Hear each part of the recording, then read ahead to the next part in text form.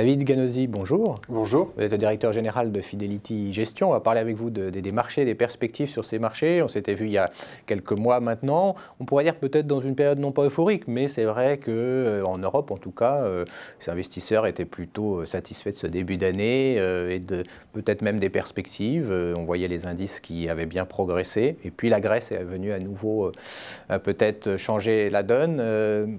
Comment vous analysez, vous, ce qui est en train de se passer, ce qui s'est passé au cours des derniers jours, dernières semaines? Ce qui s'est passé, il me semble, ça concerne d'abord surtout la zone euro. Je crois que les changements récents dans la perception qu'on peut avoir sur les marchés concernent d'abord la zone euro, assez peu le reste du monde. Peut-être qu'on pourra y revenir, où les choses sont s'orientent plutôt de façon assez favorable. Donc c'est d'abord la zone euro, et c'est effectivement, je crois, deux choses. D'une part, quelques chiffres un peu décevants sur la reprise. La reprise de l'activité, elle a eu lieu, mais elle se fait sur un rythme extrêmement lent. On a vu en particulier des enquêtes de conjoncture qui commençaient à se redresser un petit peu partout. Et depuis quelques semaines, voire quelques mois, on a des chiffres un petit peu décevants qui nous montrent que la croissance est vraiment très au ralenti dans la zone euro. On l'a vu ce matin encore avec des chiffres de croissance nuls pour la zone euro au premier trimestre. Donc ça, c'est la première chose. Deuxième chose, effectivement, c'est le contexte politique en Grèce, avec le résultat des élections qui n'a pas permis d'aboutir à un gouvernement pro-européen. Et donc ça, c'est quand même une question très importante qui plane sur l'ensemble de la zone euro. Alors on pourrait dire, quand on regarde après concrètement sur ces marchés, que les investisseurs ont presque déjà intégré ces éléments-là et que autant l'année dernière on était sur un scénario véritablement du pire et que là finalement on pourrait presque dire le CAC 40 a résisté, il n'est pas allé aussi bas peut-être qu'on peut l'anticiper. Alors c'est pas terminé, bien sûr, mais on pourrait dire qu'il y a peut-être une certaine fatalité ou qu'on s'est habitué on s'habitue à cette idée-là. Oui, je crois qu'il y a cet élément-là. Je crois qu'il y a deux éléments qui jouent. D'abord, comme je le disais tout à l'heure, il me semble qu'on n'est pas dans un environnement international aussi, je dirais, dégradé que dans lequel on se trouvait il y a à l'automne dernier. En particulier, j'insiste bien là-dessus, la reprise américaine et la croissance américaine est globalement extrêmement satisfaisante. On a une croissance qui apparaît de plus en plus robuste. Alors ça, c'est pour les prochains mois. On sait bien qu'après les élections aux États-Unis, il y aura des questions sur la politique budgétaire, mais en tout cas, la reprise économique est en train de s'installer aux États-Unis de façon assez solide. C'est un premier point qui est positif. Deuxième point, c'est que le ralentissement dans les pays émergents apparaît aussi extrêmement limité. On a une croissance qui reste satisfaisante dans les pays émergents.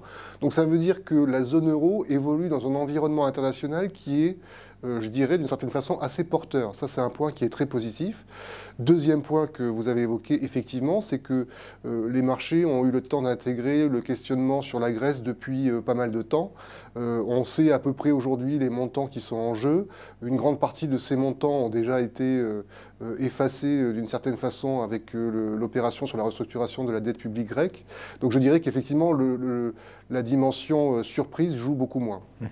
Ça veut dire effectivement que pour l'investisseur, je dirais dans ce contexte-là, il y a cette volatilité qui est revenue, quelque part qu'on avait un peu perdu au cours des derniers mois, la volatilité qui revient, et puis effectivement ces risques à nouveau, pays par pays, risques politiques finalement. On a à nouveau des incertitudes politiques, donc un peu d'incertitude. Je dirais que sur le cas de la Grèce, c'est vraiment au départ du politique, mais on se rend compte que le politique et l'économique sont extrêmement liés, c'est-à-dire que la dureté des politiques budgétaires qui ont été mises en œuvre dans les pays du Sud, je pense essentiellement à la Grèce, à l'Espagne et au Portugal, on voit que ça a un peu des limites, c'est-à-dire qu'on peut serrer les boulons, mais qu'ensuite, politiquement, au bout d'un moment, ça peut coincer. C'est ce qui se passe aujourd'hui en Grèce. Alors tout n'est pas joué, on va probablement avoir de nouvelles élections et on peut espérer qu'un gouvernement pro-européen puisse être constitué, mais ça montre bien quand même, d'une certaine façon, le retour du politique, c'est-à-dire qu'on a beaucoup parlé de solutions technocratiques en dehors des peuples, et finalement ce qui se passe en Grèce aujourd'hui, ça montre qu'il y a des limites à ce processus-là, et peut-être aussi, donc avec les élections qui ont eu lieu en France, l'idée que la solution qui a été adoptée jusqu'à présent, qui a été vraiment un virage vers la rigueur extrêmement marqué, n'est peut-être pas une solution unique et qu'il va falloir peut-être rééquilibrer un petit peu ça avec des initiatives sur la croissance. C'est ce qu'attendent en tout cas les investisseurs, effectivement, de retrouver, et on l'avait vu d'ailleurs au moment de la dégradation de la notation de la France, où finalement on voyait l'agence de notation Standard & Poor's qui disait il faudra aussi qu'il y ait de la croissance et que c'est pas, la rigueur en tant que telle n'était pas satisfaisante. Oui, je crois que l'exemple américain de ce point de vue-là est assez frappant. C'est qu'on sait bien que les États-Unis sont confrontés aussi à un problème de dette publique public qui est assez important, hein, puisqu'ils ont une dette publique et des déficits extrêmement élevés, qui sont à peu près comparables à ce qu'on observe en moyenne dans la zone euro. Mais il y a une stratégie vis-à-vis de ça qui consiste d'abord à laisser se réinstaller la croissance, voire à l'aider, ce qui a été fait en termes de politique fiscale et de politique monétaire, pour, je dirais, ensuite procéder à des resserrements de politique budgétaire. Là, ce qui a été fait, c'est extrêmement dur dans la zone euro. Donc je dirais que si on sort de cette zone euro, on a effectivement plus d'éléments positifs aux États-Unis, Oui. Clairement, et puis Clairement. les pays émergents qui finalement ne sombrent pas, on va dire. Tout à fait. Certes, il y a eu un ralentissement, on n'est plus sur les mêmes croissances qu'on avait il y a quelques mois encore. Et encore, on Ouais. n'est pas très loin non plus. Hein, Mais on peut dire que la croissance mondiale reste favorable. Exactement, ça c'est un point qui me semble extrêmement important. Globalement, les politiques économiques sont, je dirais, plutôt accommodantes un peu partout.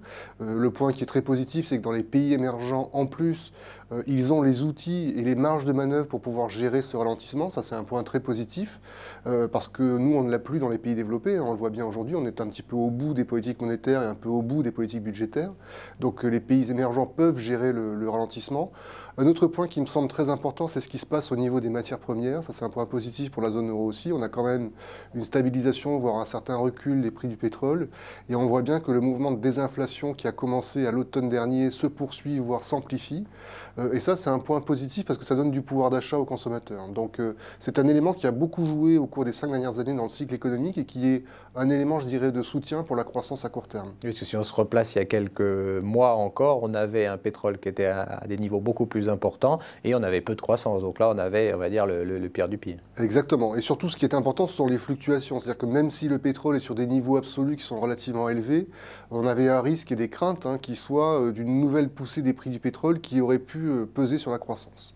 Donc effectivement, on a un environnement international qui n'est pas idyllique. On a beaucoup de questions. J'évoquais la question des politiques budgétaires aux États-Unis après les élections.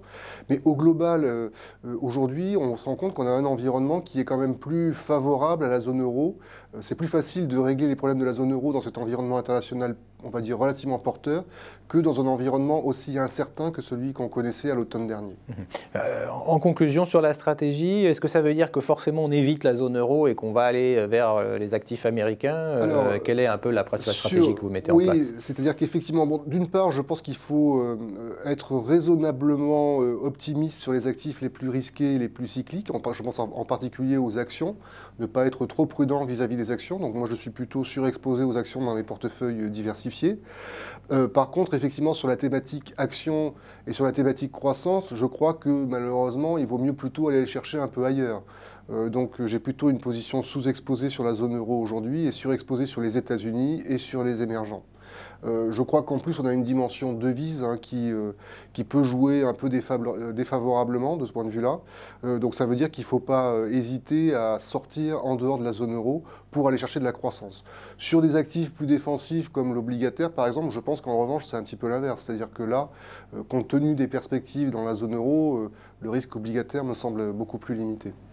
Bien, on suivra ça. Merci d'avoir fait le point avec nous, David Ganozzi. Je rappelle, vous êtes donc le directeur général de Fidelity Gestion. Merci.